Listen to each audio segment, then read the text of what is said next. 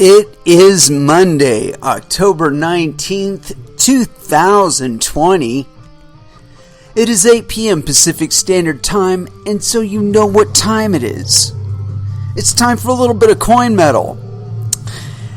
And it was yet another non-virtual Get Your Ass Kicked and Jiu-Jitsu Monday. And yes, I did get my ass kicked a little bit today. I finally did manage to squeeze in a round, and I did that on Friday too. Or did I? I don't know, I'm having trouble recollecting here. But it's funny, I rolled with this gentleman today, and I think I might have rolled with him one other time, or I'd worked with him, on training or something, at least once. Anyway, so today was really interesting. It was obvious to me that he's had more training than just being at the gym. Most likely wrestling. It seemed like it was wrestling. And I got to tell you, I felt really stupid because I basically just held off, and I tried to time things, tried to adjust, keep myself defensive. And I managed to keep him from submitting me, and although he did have one or two points where there was a threat of it actually completing, and then there were other times where I'm sure that he knew there was no way it was going to happen. It wasn't going to fucking happen, dude. I mean, I stayed pretty dominant the whole time, and I did try to back off on that just a little bit, and not so much to give him some credit or whatever, but I was just not as aggressive in pursuing stuff, so if I was pushing on something and it felt like it wasn't going to go, and that I would just be pushing on it for another 20 minutes or whatever, I just disengaged it. Moving on, and that for me has been a harder thing to do, and I know that when I get better, that those transitions will be more fluid, that I'll be just working to other stuff. And I pulled a move today that it was so slick in the timing and whatnot that it kind of impressed me too, and it was very, very simple, but I think it was a navigation from him being on my back to my being on half guard. I want to say it was half guard. I got to half guard on it. But anyway, the way that I did the transition, it was so fast and so slickly timed that I took a step back in my own mind. It's it was one of those things where I looked at it and I thought about it after it happened, and it was just I could not have planned that any fucking better. That was so good. And what was funny is I even saw it in him when he landed from it, and I was fully out of what he was trying to put me into. And the transition was 0.2 seconds. It went from him being on my back and working his way to strangling me or trying to strangle me, to him on his back with me on top, and and I could swear he said something like "oh" or something to that effect. Wow, that was kind of impressive. But I don't know, that's one of the reasons why I love doing jiu-jitsu, is that those moments happen, and it's when you can even impress your opponent, I think you're doing a good job, So anyway, like I said, he got into some dominant positions. He had side control really good.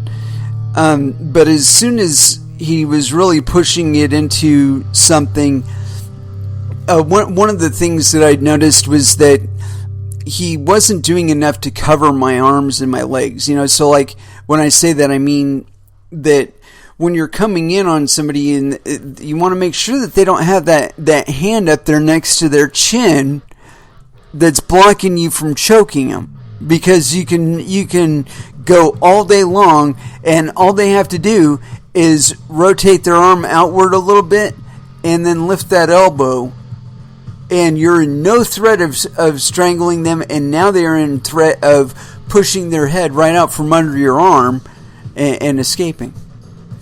And so, yeah, I think I had him in one or two positions where I kind of had him threatened, but for the most part, it's weird. I go through these phases in my jiu-jitsu where, if I get injured or something like that, where I will come back and I'll be primarily defensive for at least a little bit, until I feel like I'm comfortable enough to get up to like 2 rounds instead of just 1.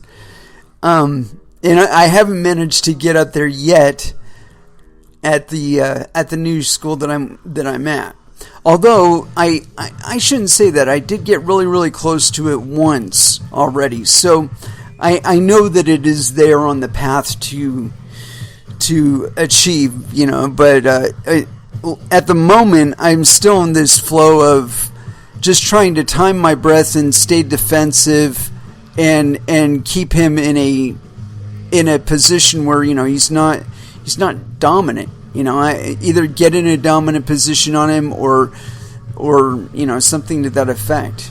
And I tried to isolate his arms a couple of times, and I got really, really close on a Kimura once, and I managed to get my knee up over his shoulder. If I could have just brought that wrist back a little bit further on his right side, and it secured that bad boy. But it was not to be. It was not to be.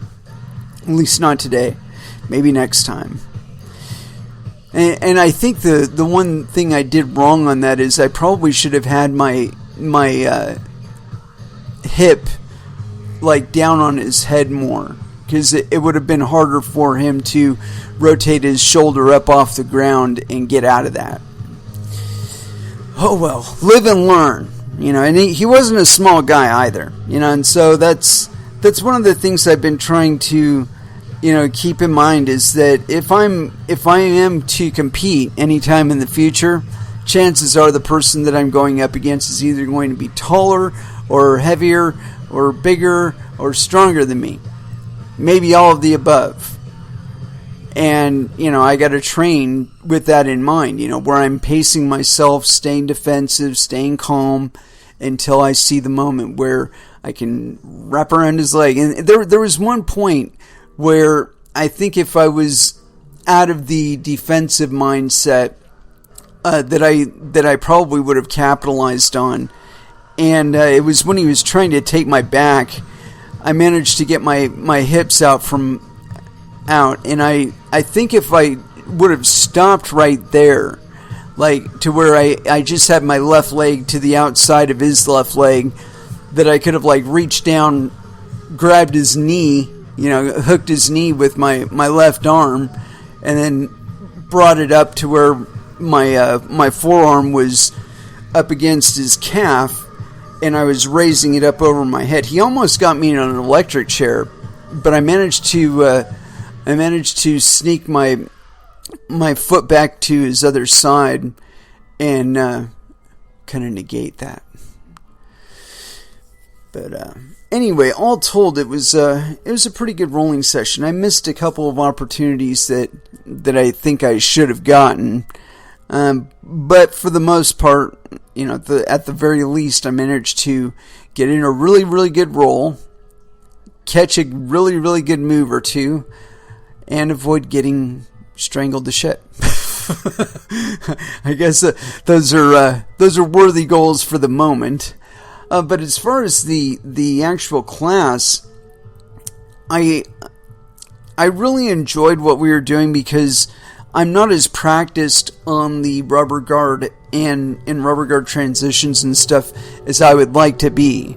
And I think at one point I did actually have him in rubber guard, but I fucked it up and didn't actually get anywhere with it. But honestly, I do like the rubber guard, and we were working it to the omoplata, and also an arm, like a shoulder lock. And I really liked the shoulder lock because it seemed to be something that my body was kind of built for. Where I got that really, really tight around his shoulder, and then hooking up under it with my left arm until until he tapped out.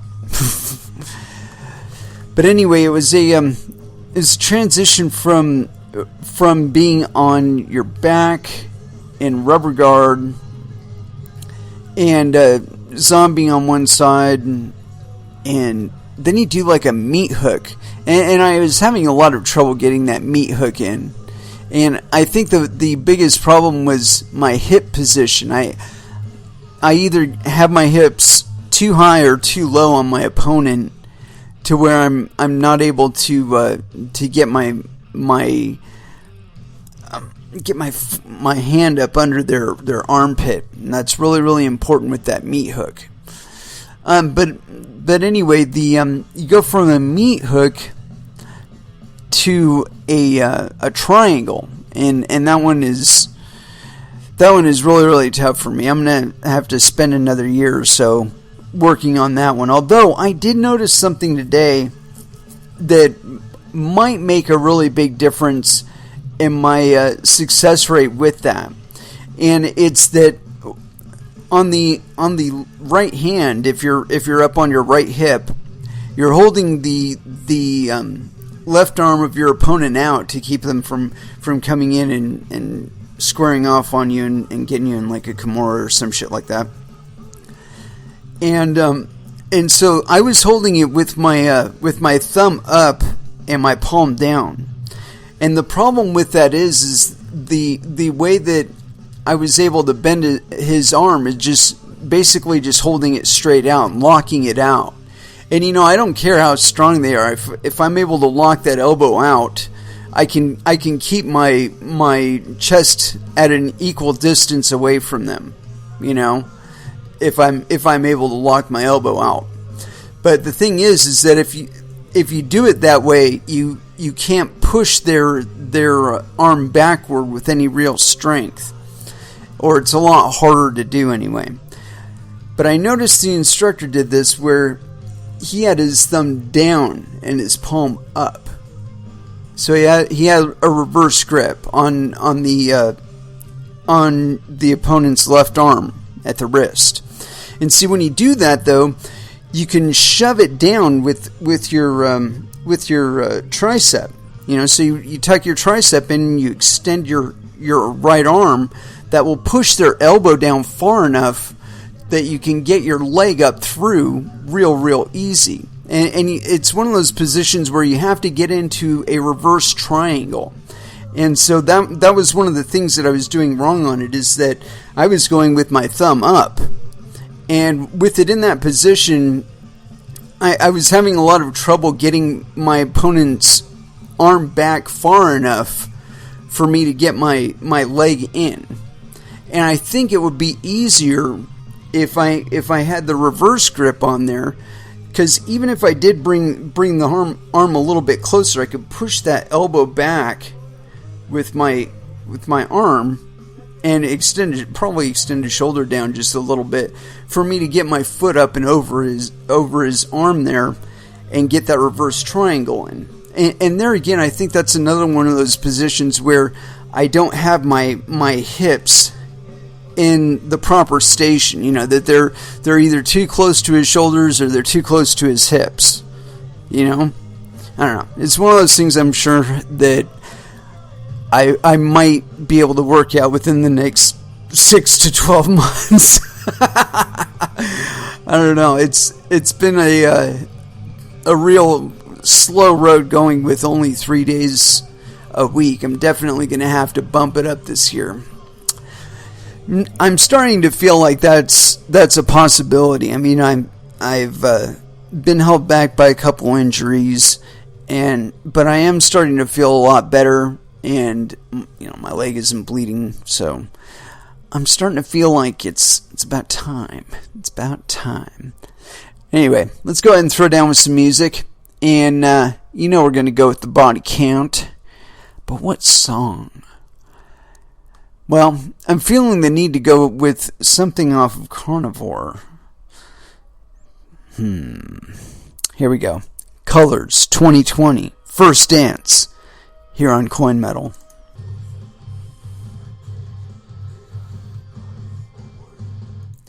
And that was Death Clock with Better Metal Snake.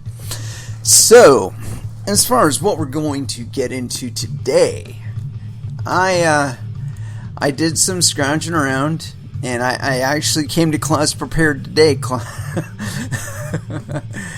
I did pick up one other thing, though, that I'd like to cover first, only because we've talked about it on this show, that the idea of IoT devices is really neat and all, except for where they connect to the internet. And the kind of security holes that they create, both in your home network and in the device itself. And, I joked around a long time ago. As a matter of fact, I'm sure you could find it if you dug back to some of my 2015, 2016 shows, where I was talking about people's houses getting hacked and finding all of your IoT devices are mining Dogecoin. Well, we've actually, that came true. I predicted that. I don't know if I would call it a prediction or whatever, but I mean, I suggested it as a possible reality about, I want to say, a year and a half, 2 years before it started happening with Monero, where we were finding miners in our browsers that are mining Monero in the background. And is from what I understand, that hasn't gone away. I had a tab and we never got to it, but there's something called like Rubber Ducky or some shit like that, and I guess it's a Monero miner that gets into your fucking browser and is mining away in the background. Just cryptojacking all over again. But anyway, I got this thing here. It's on arstechnica.com. Thousands of infected IoT devices used in for-profit anonymity service. And this is authored on 10/16/2020 at 5 a.m. by Dan Gooden.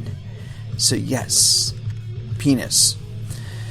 Some 9,000 devices, mostly running Android, but also the Linux and Darwin operating systems, have been corralled into the interplanetary storm, the name given to a botnet whose chief purpose is creating a for-profit proxy service, likely for anonymous internet use. The finding is based on several pieces of evidence collected by researchers from security provider Bitdefender. The core piece of evidence is a series of 6 specialized nodes that are part of the management infrastructure. They include a proxy backend that pings other nodes to prove its availability, proxy checker that connects to a bot proxy, manager that issues scanning and brute forcing commands, backend interference responsible for hosting a web API, node that uses cryptography keys to authenticate other devices and sign authorized messages, development node used for development purposes, keeping it on the down low. Together, these nodes are, quote, responsible for checking for node availability, connecting to proxy nodes, hosting the web API service, signing authorized messages, and even testing the malware in its development phase. Bitdefender researchers wrote a report published on Thursday. Quote, along with other development choices, this leads us to believe that the botnet is used as a proxy network, potentially offered as an anonymization service.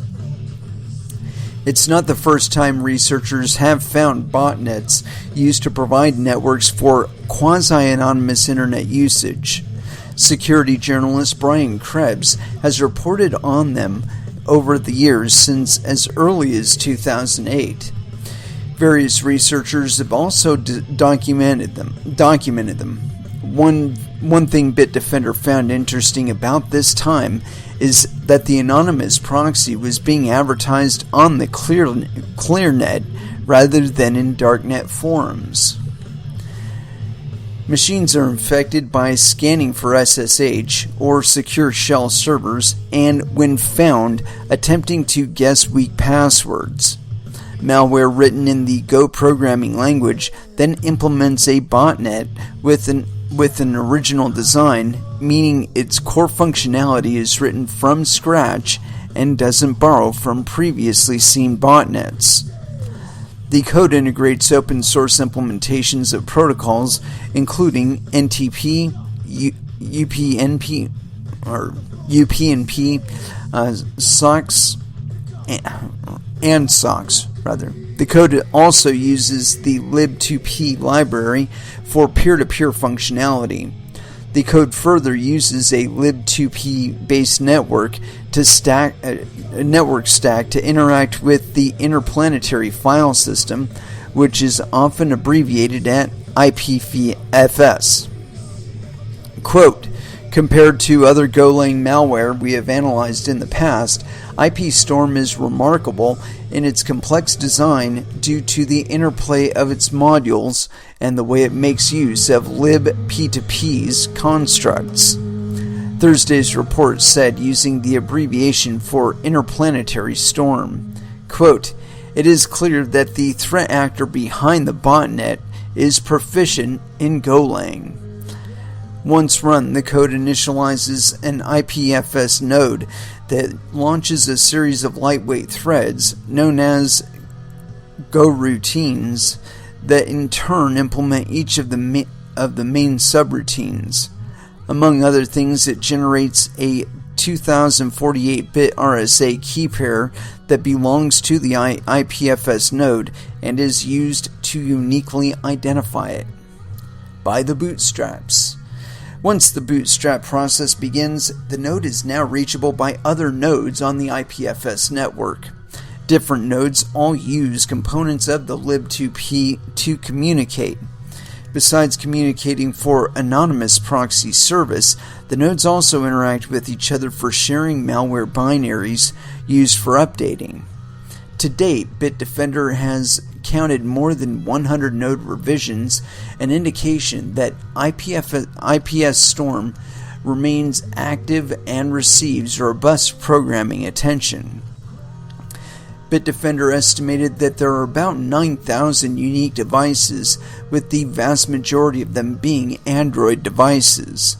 Only about 1% of the devices run Linux, and only one machine is believed to run Darwin. Based on clues gathered from the operating system version and when available, the host names and usernames, the security firm has identified specific models of routers, NAS devices, TV receivers, and multi-purpose circuit boards and microcontrollers, ergo Raspberry Pis, that likely make up the botnet. Many criminals use anonymous proxies to transmit illegal data such as child pornography, threats, and swarming attacks. Thursday's report is a good reminder of why it's important to always change default passwords when setting up Internet of Things devices and, when possible, also disable remote administrative access. The cost of not doing so may not only be lost bandwidth and increased power consumption, but also criminal content that might be traced back to your network. Yeah, gotta watch out for that shit.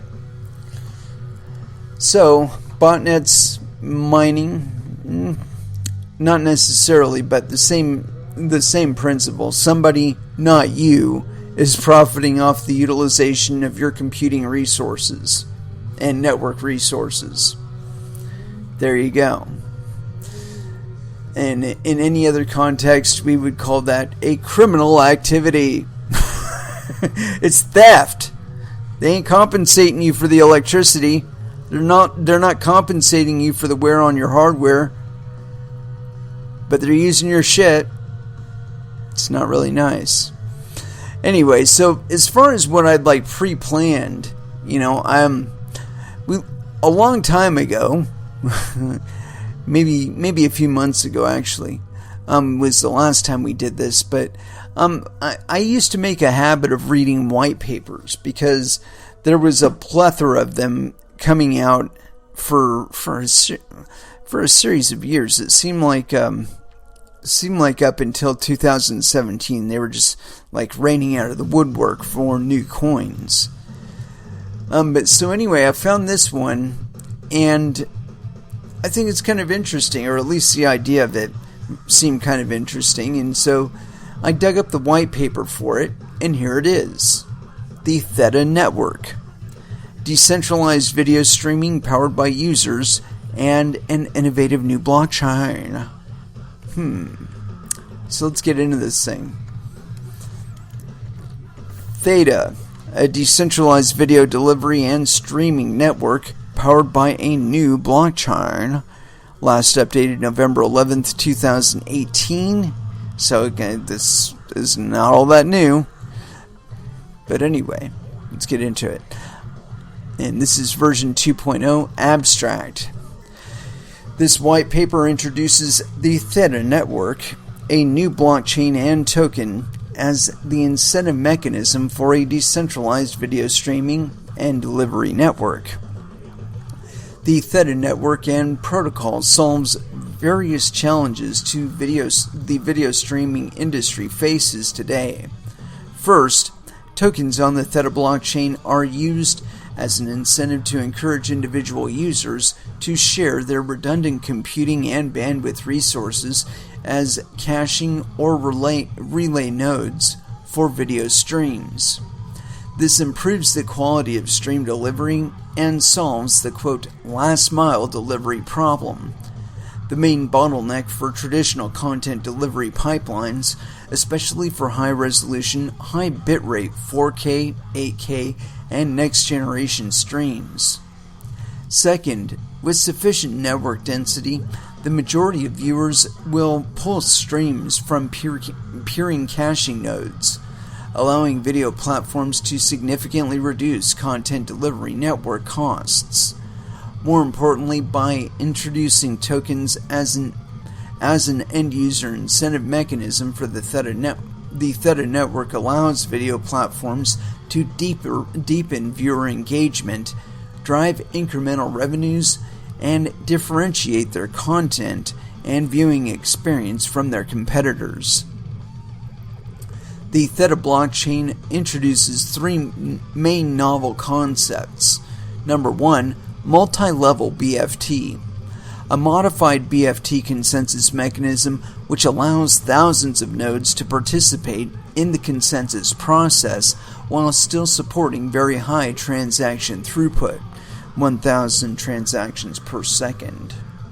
The core idea is to have a small set of nodes from which the validator committee produce a chain of blocks as fast as possible using a PBFT-like process. Then the thousands of consensus participants, called guardians, finalize the chain generated by the validator committee at regular checkpoint blocks. The name multi-level BFT consensus mechanism reflects the fact that the validator guardian division provides multiple levels of security guarantee. The validator committee provides the first level of consensus. With 10 to 20 validators, the committee can come to consensus quickly. The guardian pool forms the second line of defense. With thousands of nodes, it is substantially more difficult for attackers to compromise the integrity of the network, and thus provides a much higher level of security. We believe this mechanism achieves a good balance among transaction throughput, consistency, and level of decentralization, the three pillars of the so-called impossible triangle. Yeah, I don't know about that, because then you'd have to work just on the validators then instead of addressing a mining consensus attack. Continuing. aggregated signature gossip scheme. A basic all-to-all broadcasting of the checkpoint block hash could work between Guardian nodes, but it yields quadratic communication overhead, and therefore cannot scale to 1,000 plus nodes. Instead, we propose an aggregated signature gossip scheme which significantly reduces messaging complexity. Each Guardian node keeps combining the partially aggregated signatures from all of its neighbors, and then gossips out the aggregated signature.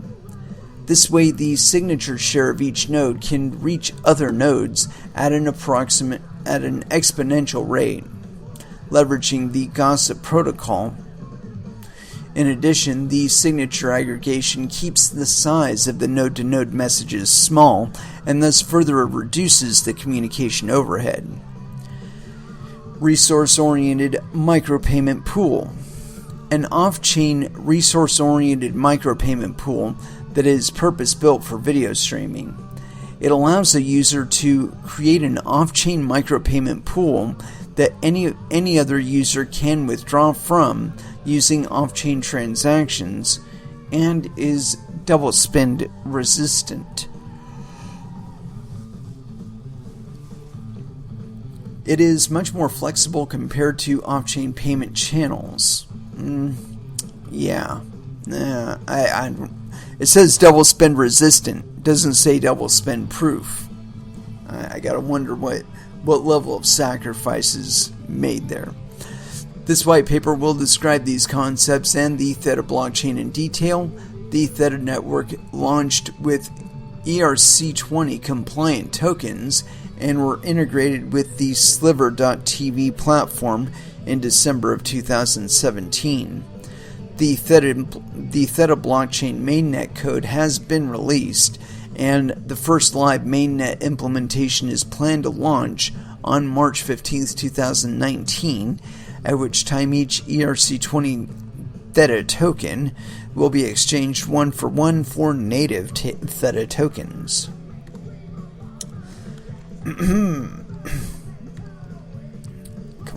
Come on. Vision. Introduction. Video streaming market. Live video streaming accounts for over 2/3 of all internet traffic today, and it is expected to jump to 82% by 2020, according to Cisco's June 2016 Virtual Networking Index report. In the U.S., millennials between the ages of 18 and 34 are driving the growth of video streaming and are heavy users of services like Netflix, YouTube, and HBO. Streaming video among this group has jumped from 256% from an average of 1.6 hours per week to 5.7 hours per week, according to a SSRS Media and Technology survey, and mobile devices are leading the charge in video consumption, growing 44% in 2015 and 35% in 2016. The top 5 video streaming players in the US are Facebook, Google/YouTube, Twitter, and related properties, Live.ly, and Twitch. Global IP video traffic growth. IP video will account for 82% of global IP traffic by 2020. I don't know that that's going to be a for sure kind of thing.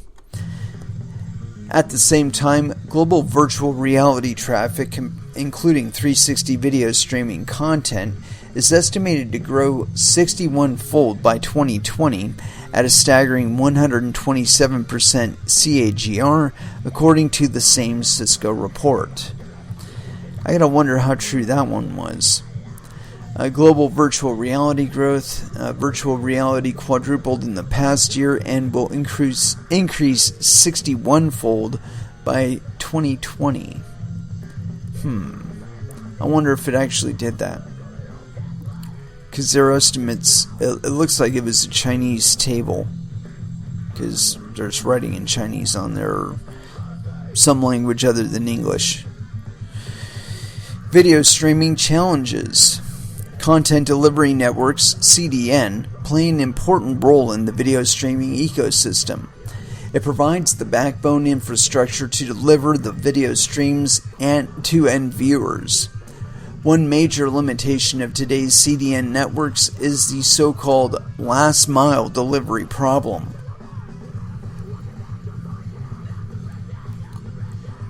Typically, CDN providers build data centers called point of presence POPs in many locations around the world with the expectation that these POPs are geographically close to the viewers. However, the number of POPs are limited, hence are not near enough to the majority of viewers, especially in less developed regions. This last mile link is usually the bottleneck of today's streaming delivery pipeline and often leads to less optimal user experience, including choppy streams, bad picture quality, and frequent rebuffering. To streaming sites and content platforms, another major concern is the CDN bandwidth cost. For popular sites, the CDN bandwidth cost can easily reach tens of millions of dollars per year.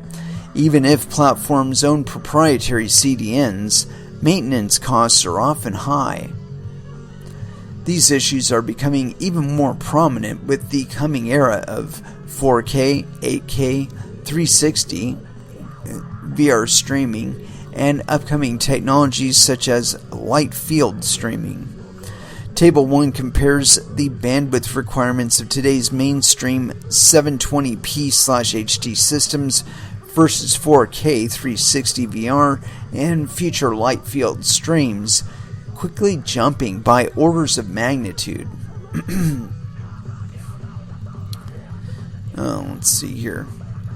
For 720 at a resolution of 1080 by 720, you need 5 to 7.5 megabytes per second in bandwidth in magnitude 1x.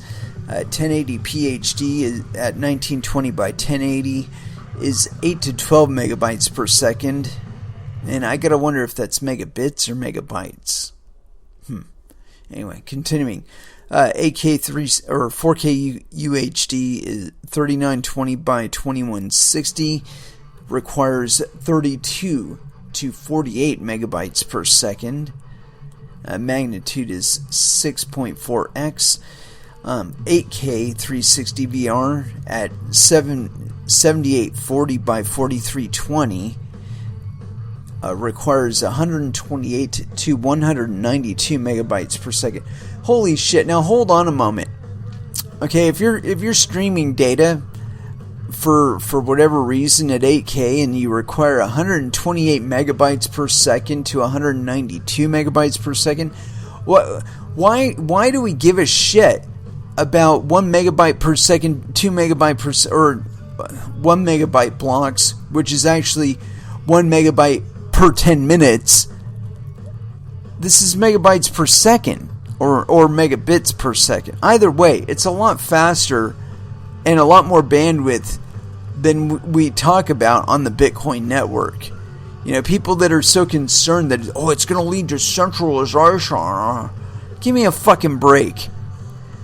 Could you imagine how many transactions we could be processing at 128 to 192 megabytes per 10 minutes? Anyway, continuing on. Next one is 16K 360 VR. That one, it's 15,680 by 8640 resolution, requiring with a bandwidth requirement of 512 to 768, and again, I think that's megabits per second. And then light field is, I guess it's 5,000 plus megabits per second. So again, I have no idea what these fucking people are concerned about with the volume of the Bitcoin blockchain. If you're having these kind of transfer rates even possible today. I mean, like 1080. Okay, at 1080 HD, it's doing requires 8 to 12 megabits per second. And again, I don't know if that's megabytes or megabits. There is a difference.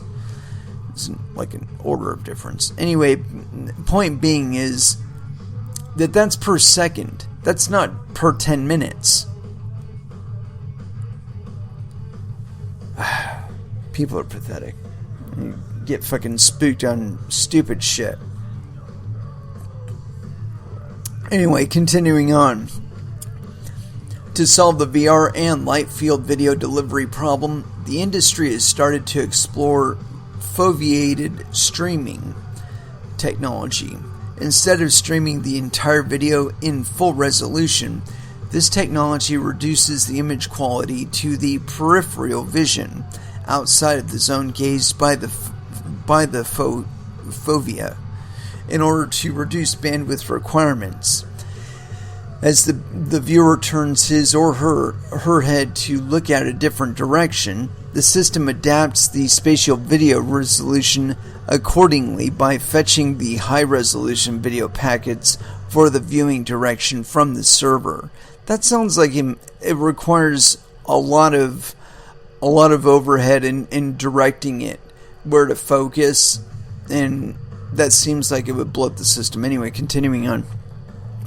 For the foveated streaming technology to work well in practice, the round-trip time between the server and the viewer has to be small enough. For viewers that are geographically further from CDN POPs, their VR streaming video experience is compromised even with foveated streaming technology. Background: Sliver.tv, the company, has been at the forefront of developing next-generation video streaming technologies for VR and spherical 360 video streams since 2015, and is the parent company to Theta Labs, Inc.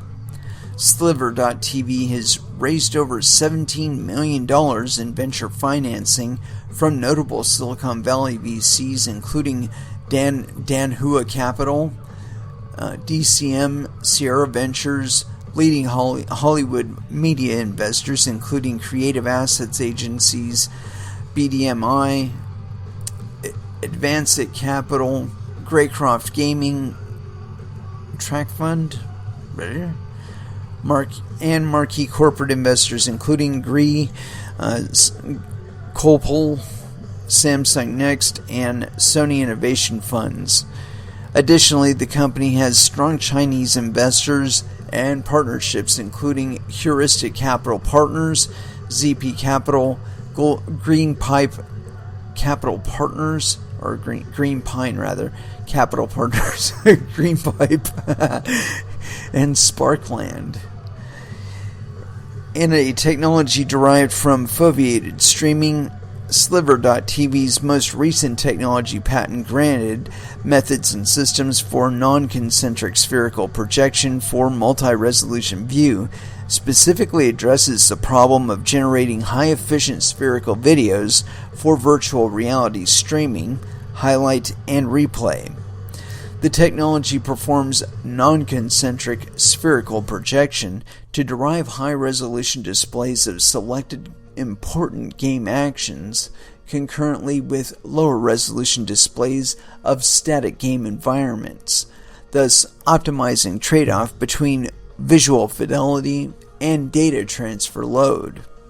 Sliver.tv today is the leading next-generation live esports streaming platform with over 6 million unique visits in July 2018, with a vision to transform the esports engagement experience. As video gaming has grown in popularity to become a $40+ billion market, bigger than Hollywood and Bollywood combined, the rise of multiplayer competitive gaming as a spectator sport has become a major new industry, dubbed esports. Esports is a global phenomenon with major tournaments and major pockets of fans and competitive teams in Europe, Asia, and North America. The online gaming and esports ecosystems have exploded over the past 5 years.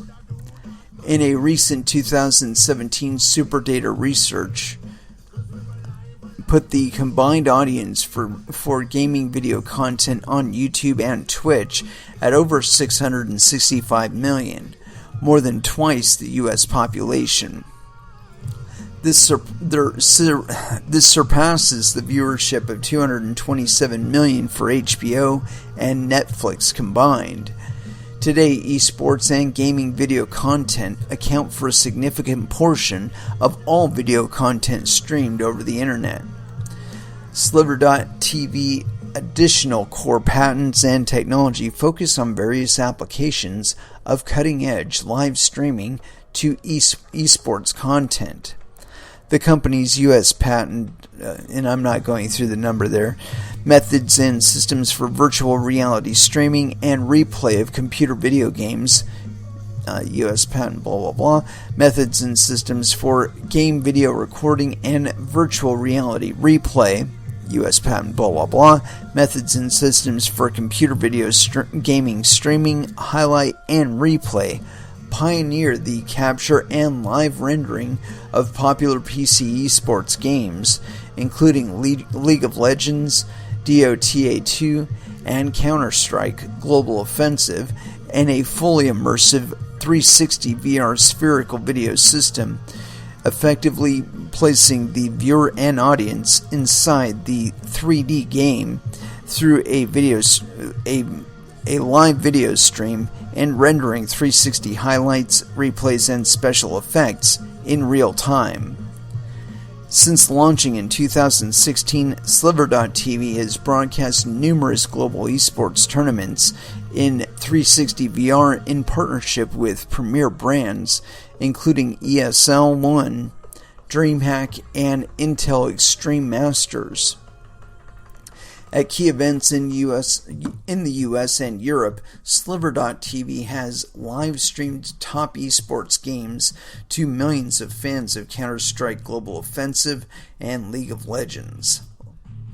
Sliver.tv launched its Watch and Win esports platform in July of 2017, and the first virtual token designed around esports content streaming and fan engagement.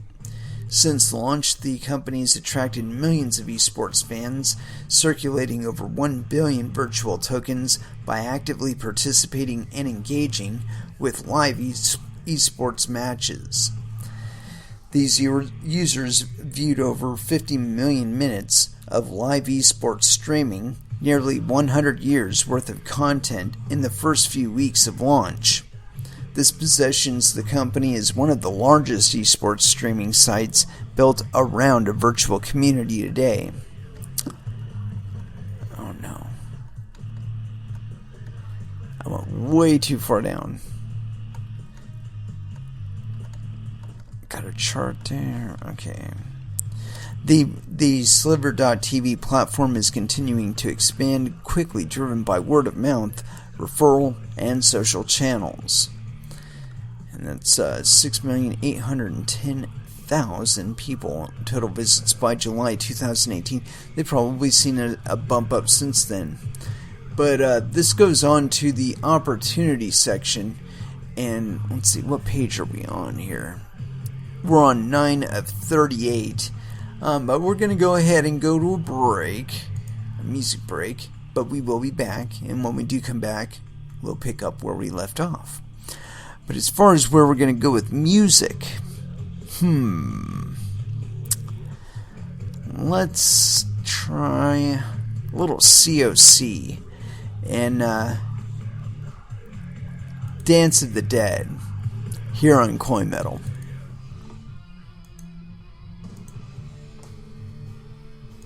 And that was Iron Maiden with 2 Minutes to Midnight. And so, continuing on, got to get back to the right tab here. Yeah. And I did a little checking up just to make sure that Theta was still a real project. And from what I can tell, it is still a real project, and they are doing announcements and stuff. So, continuing on. Pardon me. Opportunity. The company's mission is to leverage blockchain technology to create the first decentralized video streaming and delivery network whereby video viewers are incentivized to share redundant computing and bandwidth resources to address today's video streaming challenges. Using the Ethereum EVM world computer metaphor, the Theta network can be viewed as the world cache formed by the memory and bandwidth resources contributed by viewers. Specifically, viewers around the globe can contribute their devices as, quote, caching nodes, whereby they form a video delivery mesh network that is responsible for delivering any given video stream to viewers anywhere around the world, optimized for local. The Theta network can effectively address the technical challenges discussed in the previous section. First, viewers' devices are geographically much closer to each other than to the CDN POPs. This reduces packet round-trip time and improves the stream delivery quality and thus addresses the, quote, last-mile delivery issue. Second, with a sufficient amount of caching nodes, most viewers will receive the stream from caching nodes, which will help streaming sites reduce their CDN bandwidth cost.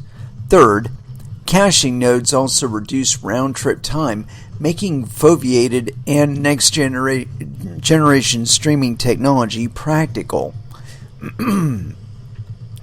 To encourage viewers to contribute their computing and bandwidth resources, we introduced the Theta token as an incentive mechanism. Caching nodes can earn tokens as they relay video streams to other viewers. Not only does the Theta token motivate viewers to join the network as caching nodes, it also greatly improves the streaming market efficiency by streamlining the video delivery process. We will discuss later in the paper, but within the Theta network, advertisers can also directly target viewers at a lower cost. Viewers earn Theta tokens for their attention and engagement with their favorite content, and influencers earn Theta token as gifts directly from viewers. More interestingly, streaming and content platforms can open up new and incremental value opportunities with Theta. The full launch of the Theta protocol introduces a new blockchain and native token structure where caching nodes earn tokens for caching and relaying video streams to other viewers. Viewers optionally earn tokens from advertisers as engagement rewards and can in turn gift to favored influencers and content creators. Streaming sites and platforms can drive incremental new revenues through sales of premium goods and services and deepen user engagement through Theta. Advertisers fund advertising campaigns with tokens to support influencers, streaming sites, and viewers. Streaming sites and platforms can offload up to 80% of CDN costs. The Theta protocol builds upon the following novel concepts. Multi-level BFT, a modified BFT consensus mechanism which allows thousands of user nodes to participate in the consensus process while still supporting very high transaction throughput, 1,000 plus transactions per second. The core idea is to have a small set of nodes which forms the validator committee to produce a chain of blocks as fast as possible using a PBFT-like process. Then the thousands of consensus participants, called the guardians, can finalize the chain generated by the validator committee at regular checkpoint blocks.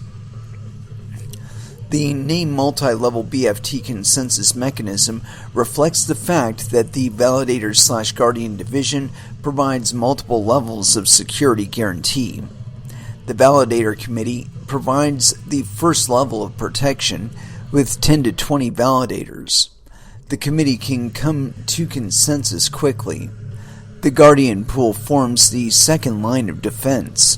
With thousands of nodes, it is substantially more difficult for attackers to compromise and thus provides a much higher level of security. We believe this mechanism achieves a good balance among transaction throughput, consistency, and level of decentralization, the three pillars of so-called the impossible triangle. Aggregated signature gossip scheme. A naive all-to-all broadcasting of the checkpoint block hash could work between Guardian nodes, but it yields quadratic communication overhead, so it cannot scale to thousands plus nodes. Instead, we propose an aggregate signature gossip scheme which could significantly reduce messaging complexity. Each Guardian node keeps combining the partially aggregated signatures from all its neighbors, and then gossips out the aggregated signature. This way, the signature share of each node can reach other nodes at exponential speed thanks to the gossip protocol. In addition, the signature aggregation keeps the size of the node-to-node messages small and thus further reduces the communication overhead. Resource-oriented micropayment pool. An off-chain, resource-oriented micropayment pool that is purpose-built for video streaming. It allows a user to create an off-chain micropayment pool that any other user can withdraw from using off-chain transactions, and is double spend, resistant. It is much more flexible compared to off-chain payment channels. In particular, for the video streaming use case, it allows a viewer to pay for video content pulled from multiple caching nodes without on-chain transactions. By replacing on-chain transactions with off-chain payments, the built-in, resource-oriented micropayment pool significantly improves the scalability of the blockchain. Theta Mesh Delivery Network. Peer-to-peer streaming focuses on timely delivery of audio and video content under strict near real-time parameters. Peer-to-peer live stream delivery works best when many people tune in for the same stream at the same time. High concurrent user count means more peering resources are available, and thus the peer nodes can pull the stream from each other more effectively. The whole system capacity increases as more nodes become available. Moreover, robustness of the system is increased in a peer-to-peer network, as nodes do not need to rely on a centralized server to receive content. This is especially important in cases of server failure. In contrast, for centralized CDN-based delivery, high concurrent users instead place scalability pressures on the CDN servers. However, the shortcoming of pure peer-to-peer streaming is availability. Peers come and go at any time, which makes it difficult to predict the availability of any given peer node. There are also uncontrollable differences of nodes, such as upload and download capacities. On the other hand, a CDN service is more reliable and robust, and hence it can serve as a reliable backup when the stream is not available from peer nodes. Our goal is to achieve maximum CDN bandwidth reduction without sacrificing the quality of service, which is critical to established streaming platforms such as Netflix, YouTube, Twitch, Facebook, and others. This means whenever possible, we want peer nodes to pull the stream from each other instead of from the CDN. To achieve this goal, it's crucial for the peer nodes to be able to identify neighboring nodes effectively. If a node can identify multiple peers in close proximity, chances are that it can find peers that can provide the video stream segments much more consistently. On the contrary, if the identified peers are, quote, further away in terms of network hops, nodes might not be able to pull stream from peers consistently and cause degraded user experience like stuttering, frequent rebuffering, etc. To address this problem, Theta has designed and is currently implementing a strategy which combines both a hyper-optimized tracker server and player client-side intelligence. Essentially, the tracker server provides high-level guidance, ergo a list of candidate peers for the player content, while the player client implements a peer filtering algorithm at a finer granularity based on multiple variables to find the neighboring nodes that can best serve them. It gives us a nice little diagram. Geo-optimized tracker server. In order to provide a list of candidate peers to each client, the tracker server records the location information whenever a peer joins the network, including its IP address, latitude, longitude, and a number of other performance parameters. With this information, the server can organize the nodes in a spatial database. Theta's, quote, hyper-optimized spatial database is optimized for storing and querying data that represents objects defined in geometric space. As a peer node joins the network, the server can perform a spatial query to retrieve a list of candidate peers that are in close proximity very quickly and efficiently. See Figure 4. The tracker servers and spatial databases can be maintained by video streaming sites that use Theta Network and/or by community peers for content delivery. As we mentioned earlier, a peer node might leave the network at any time. Hence, the tracker server also needs to be aware of which nodes are active. To achieve this, an active peer node needs to maintain a socket connection with the server and send heartbeat signals consistently. If the server doesn't receive a heartbeat for a certain amount of time, it considers that the peer node is having left the network and updates the spatial database accordingly. An important distinction is that the distance between two peer nodes is measured by the number of router hops between them rather than the geographical distance. Typically, network distance and geographical distance are highly correlated, but aren't necessarily equivalent. For example, two computers could sit next to each other physically, but connect to different ISPs. So there might be many hops between them. Hence, aside from geographical information, the tracker server also utilizes the connectivity between IP addresses collected in the past to analyze and select neighbor candidates. For example, candidates returned by the spatial query can go through another filter to exclude those that are not connected to the same ISP as the viewers. Intelligent player content. Each peer node may act as both a viewer, a caching node, or both. As the node launches during the handshake step, it retrieves a list of candidate peers from the tracker server for the live stream it's playing. Then it performs a speed and availability test to select a subset that has optimized performance, connectivity, and can reliably provide the video stream segments.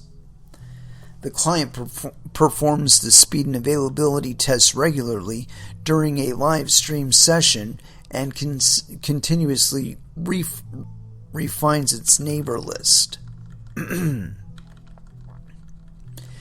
To avoid QoS degradation quality of service, local buffer management is critical. The client player maintains a local cache to buffer the download stream data, as in Figure 5, which we can't show you. If the duration of the cache stream data is less than a certain threshold, the player checks with the neighboring peers to see if they have the desired video stream segment. In the event when none of the neighbors has that segment, the player intelligently falls back to the CDN.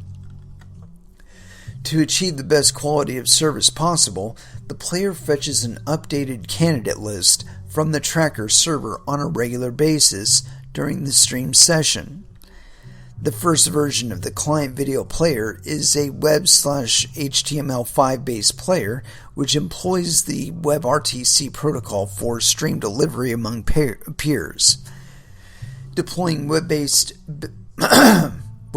players requires minimal effort. Streaming sites and platforms simply embed the player onto their web pages and instantly has access and launches millions of end-user nodes in the Theta mesh network. Thus, the deployment of Theta's mesh streaming technology is very lightweight and frictionless. Theta also plans to release desktop and mobile client support. The advantage of a desktop client app over the web/HTML5 player is that it can run in the background to facilitate video stream relay with the consent of the user, even when the end user is not watching any video streams. Further, Theta is investigating dedicated hardware, IoT devices, smart TVs, and related approaches that are specifically designed for stream delay or stream relay and rebroadcast.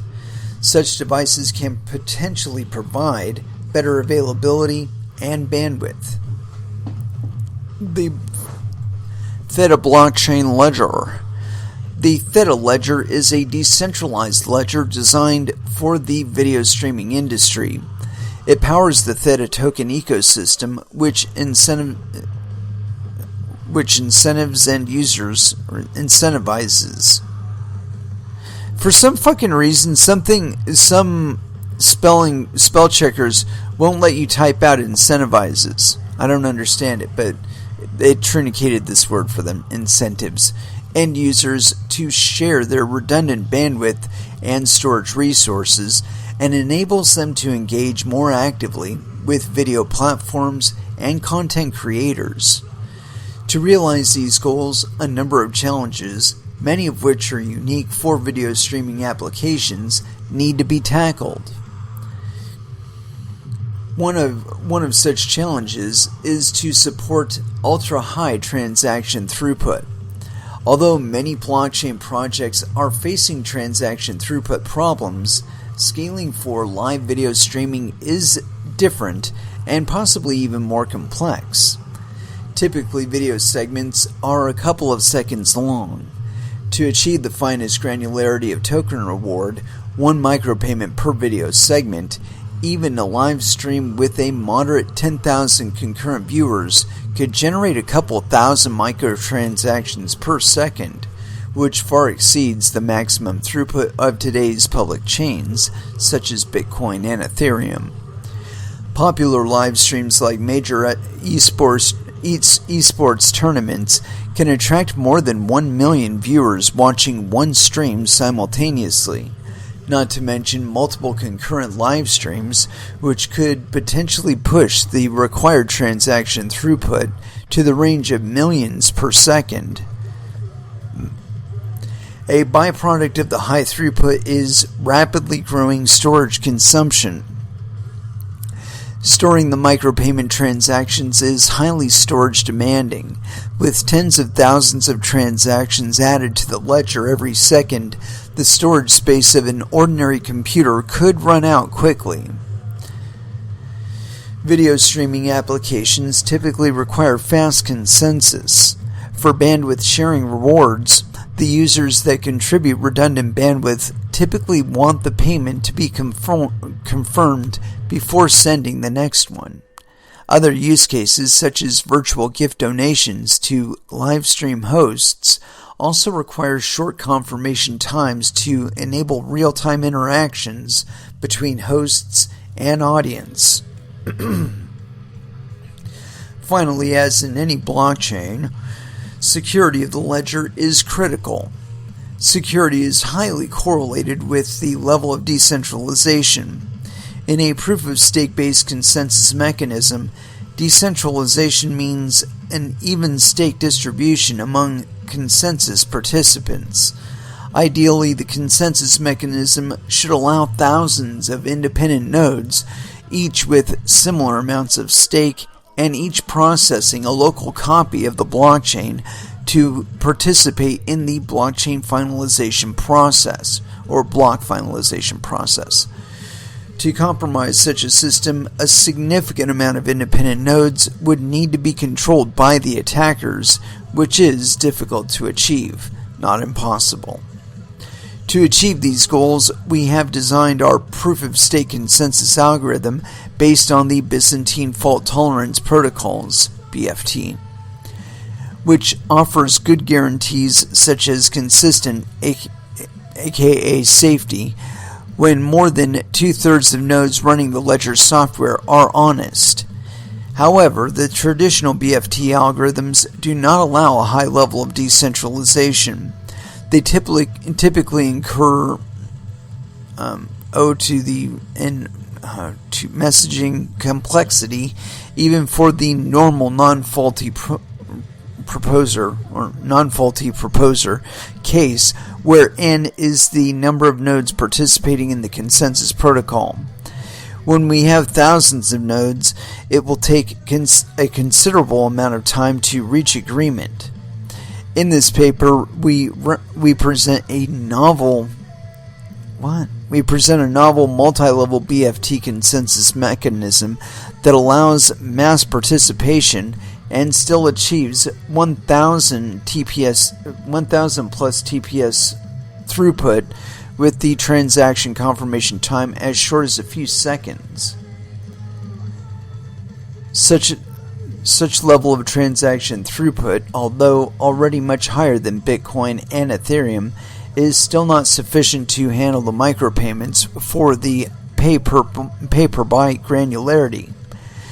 To further increase the throughput, the Theta ledger provides native support for off-chain scaling with a resource-oriented micropayment pool, which further amplifies the supportable throughput by several orders of magnitude. We note the off-chain payment support not only boosts the throughput, but also decreases the number of transactions that need to be stored in the blockchain. On top of that, we introduce the technique of state and block history pruning to further reduce the storage space requirements. Moreover, we have adopted the microservice architecture for the storage system, which can adapt to different types of machines and storage backends, be it powerful server clusters running in data centers or commodity desktop PCs.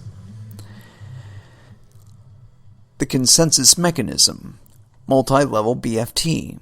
The Theta ledger is built on a novel multi-level BFT consensus mechanism which allows thousands of nodes to participate in the consensus process while still supporting very high transaction throughput, 1,000 plus transactions per second.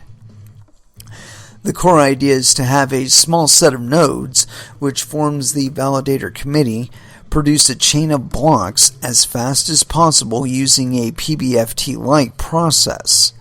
With a significant number of validators, 10 to 20, the validator committee can produce blocks at a fast speed and still retain a high degree of difficulty to prevent an adversary from compromising the integrity of the blockchain. Hence, it is reasonable to expect that there is a very high probability the validators will produce a chain of blocks without forks. Then, the thousands of consensus participants called guardians can finalize the chain generated by the validator committee. Here, finalization means to convince each honest guardian that more than two-thirds of all the other guardians see the same chain of blocks. Since there are many more guardians than validators, it could take a longer time for the guardians to reach consensus than the validator committee. In order for guardians to finalize the chain of blocks at the same speed that the validator committee produces new blocks, the guardian nodes can process the blocks at a much coarser grain. To be more specific, they only need to agree on the hash of the checkpoint blocks, i.e. blocks whose height are a multiple of some integer, t, ergo t equals 100. This leapfrogging finalization strategy leverages the immutability characteristic of the blockchain data structure as long as two guardian nodes agree on the hash of a block. With overwhelming probability, they will have exactly the same copy of the entire blockchain up to that block. Finalizing only the checkpoint blocks gives sufficient time for the thousands of guardians to reach consensus. Hence, with this strategy, the two independent processes, i.e. block production and finalization, can advance at the same pace. Under the normal condition, finalizing a checkpoint block is similar to the commit step of the celebrated PBFT algorithm, since each guardian has already stored the checkpoint block locally. Moreover, the checkpoint block has been signed by the validator committee, and hence it is highly likely that all the honest guardians have the same checkpoint. Thus, we only need a protocol for the honest guardians to confirm that indeed more than 2/3 of all guardians had the same checkpoint hash. To implement this protocol, a naive all-to-all broadcasting of the checkpoint block hash could work, but it yields quadratic communication overhead, so cannot scale to large numbers of guardians. Instead, we propose an aggregated signature gossip scheme which could significantly reduce messaging complexity. The core idea is rather simple. Each guardian node keeps combining the partially aggregated signatures from all its neighbors, and then gossips out the aggregated signature along with a compact bitmap which encodes the list of signers. This way, the signature share of each node can reach other nodes at exponential speed utilizing the gossip protocol. Within log n iterations with high probability, all the honest guardian nodes should have a string which aggregates the signatures from all other honest nodes, if there is no network partition. In addition, the signature aggregation keeps the size of the node-to-node messages small, and thus further reduces communication overhead. Dude, they entered that same bit of text like 8 times so far in this thing. As mentioned above, the validator committee is comprised of a limited set of validator nodes, typically in the range of 10 to 20. They can be selected through an election process or a randomized process, and may be subject to rotation to improve security. To be eligible to join the validator committee, a node needs to lock up a certain amount of stake for a period of time, which can be slashed if malicious behavior is detected. The blocks that the committee reaches consensus on are called settled blocks, and the process to settle the blocks is called the block settlement process. The Guardian Pool is a superset of the Validator Committee, i.e. a validator is also a guardian. The pool contains a large number of nodes, which could be in the range of thousands. With a certain amount of tokens locked up for a period of time, any node in the network can instantly become a guardian. The guardians download and examine the chain of blocks generated by the Validator Committee and try to reach consensus on the checkpoints with the above described, quote, leapfrogging approach. By allowing mass participation, we can greatly enhance the transaction security. The blocks that the Guardian pool has reached consensus on are called finalized blocks, and the process to finalize the blocks is called the block finalization process. So neat. The name multi-level BFT consensus mechanism reflects the fact that the validator/guardian division provides multiple levels of security guarantee. The validator committee provides the first level of protection. With 10 to 20 validators, the committee can come to consensus quickly, yet it is resistant enough to attacks. In fact, it already provides a similar level of security compared to the DPoS mechanism. Oh, that's terrible. If each validator node is run by an independent entity. Thus, a transaction can already be considered safe when it has been included in a settled block, especially for low-stake transactions. The Guardian pool forms the second line of defense. With thousands of nodes, it is substantially more difficult for the attackers to compromise blockchain integrity, and thus provides a much higher level of security. In the unlikely event the validator committee is fully controlled by the attackers, the Guardians can re-elect the validators and the blockchain can restart, advancing from the most recent block finalized by the Guardians. A transaction is considered irreversible when it is included in a finalized block.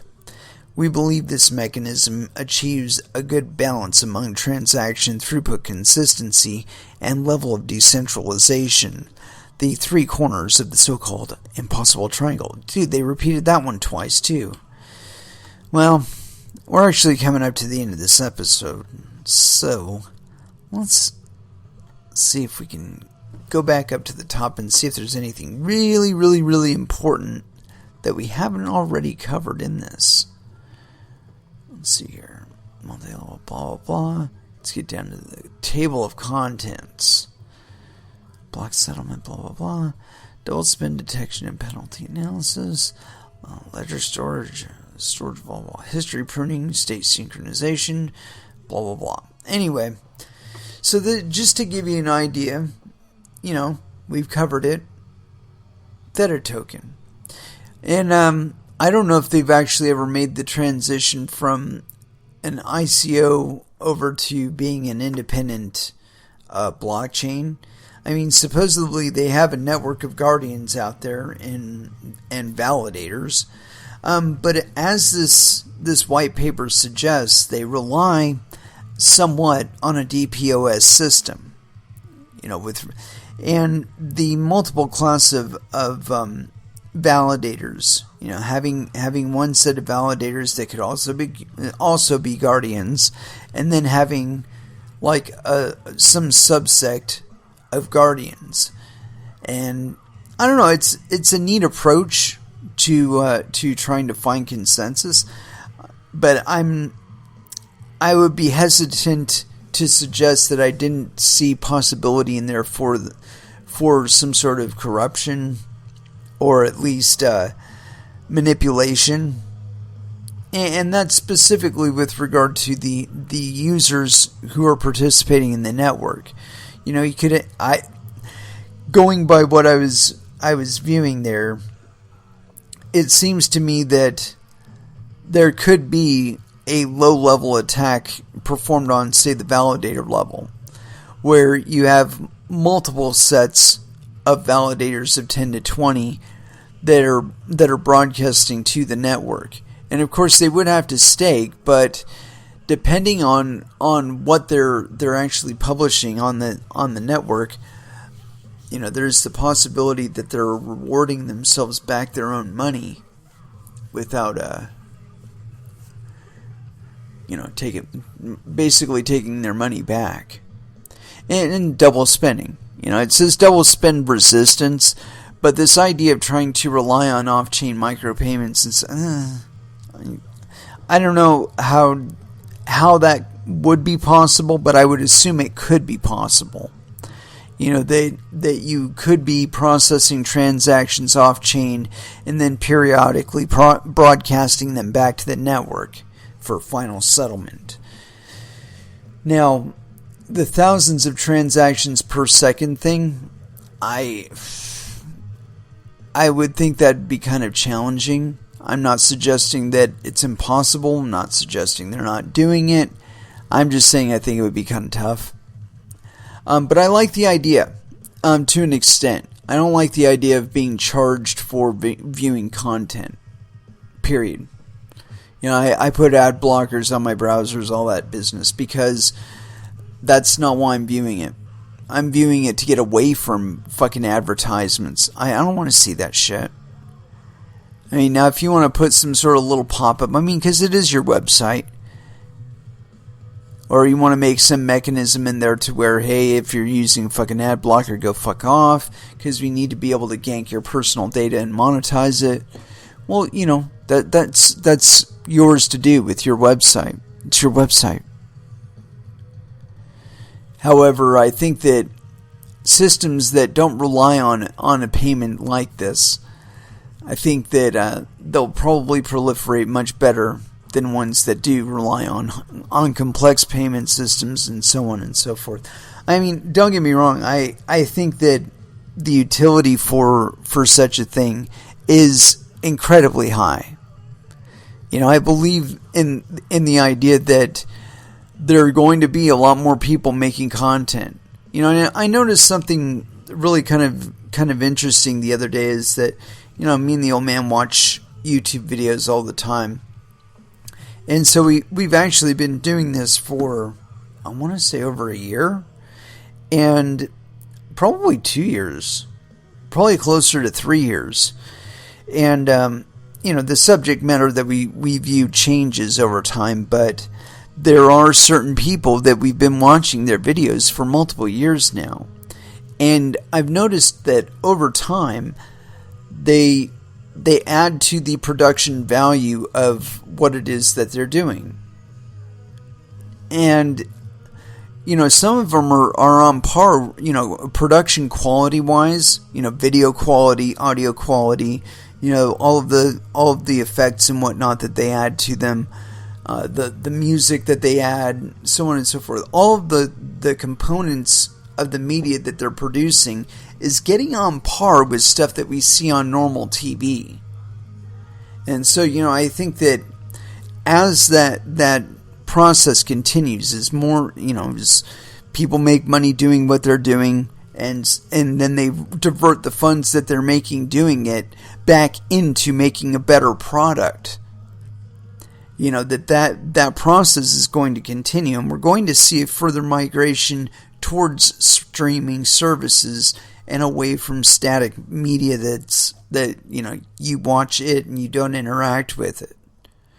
And I do have to wonder how that's going to alter the way that those stations and those behemoths of media interact with us in the future. Whether they will be facilitators or facilitators of intellectual commerce, or whether they will try to exist as they currently do, as a two-dimensional, one-way interface, where they tell you instead of you having a discussion.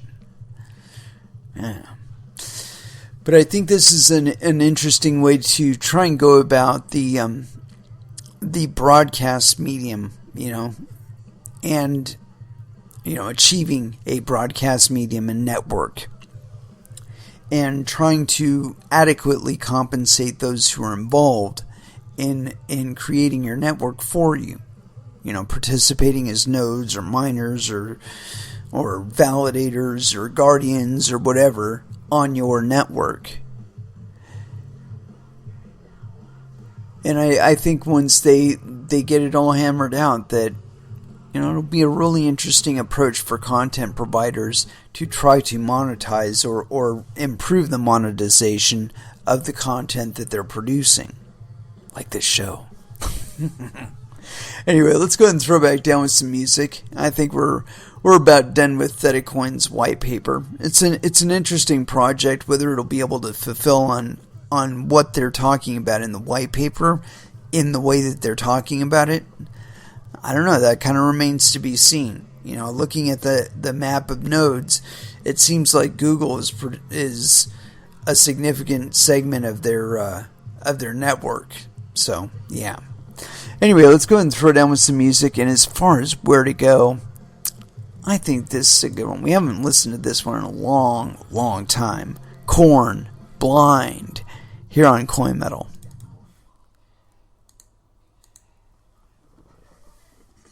Well, it would seem that I wasn't watching the clock close enough there. Actually, I had one more song lined up after that one.